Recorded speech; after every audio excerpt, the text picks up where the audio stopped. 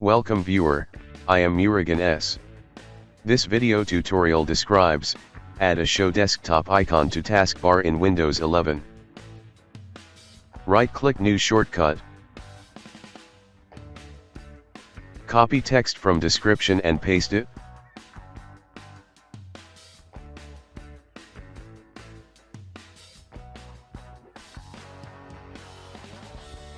Type Show Desktop, click Finish.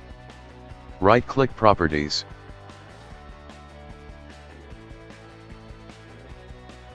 Click Change Icon, select Show Desktop. Right-click Show Desktop icon, click Show More Options, click Pin to Taskbar.